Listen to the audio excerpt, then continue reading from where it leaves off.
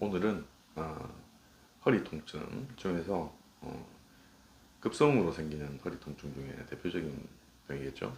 요추염자에 대해서 한번 말씀을 드려보려고 합니다.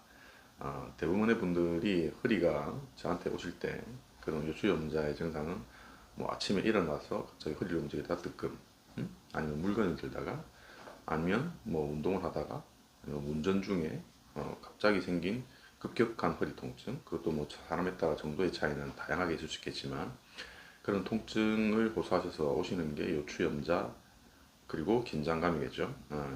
근데 여기서 항상 중요한 게 요추염자라는 의미는 허리도 여러분들이 생각할 때 관절이라고 생각하셔야 됩니다.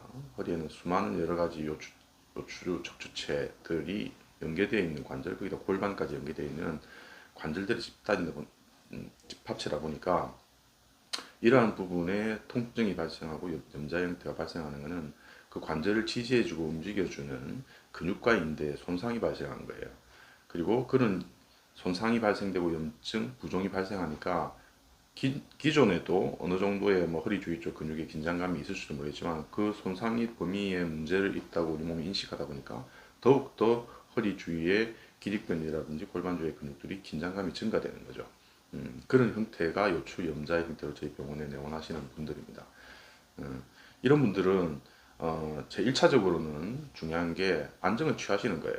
뭐 쉬어주는 거죠. 근데 이게 우리 대부분의 분들이 뭐 허리가 아프신 것들, 허리 디스크나 협착증 이런 같은 진단 명상의 문제들로 연기하시다 보니까 이런 안정을 취하는 기본적인 부분들을 등한시하는 경우가 많으세요. 특히나 치료를 받고 나서 증상이 좀 나아지셨다고 생각되실 때가 더 문제가 되겠죠. 뭐 물리치료를 받으시든 아니면 주사 치료를 받으시든 약을 먹든 그런 일시적인 증상 호전을 보인다고 해도 그런 근육 손상이나 인대 손상은 짧아도 일주일, 길면 한 2주 정도 이상의 기간이 지나야만 안정적으로 회복이 됩니다. 그 기간에는 충분한 자기 관리가 필요하고 안정을 취해 주셔야 하고, 또 한 가지 우리 분들은 또 평상시 때도 안 하시던 허리 갑자기 이렇게 염자가 생기시면 스트레칭을 훨씬 더 많이 하시는 경우가 생겨요. 아까도 말씀드렸지만 손상이기 때문에 이 기간 내에서는 안정을 잘 취해 주시는 것들이 가장 중요합니다.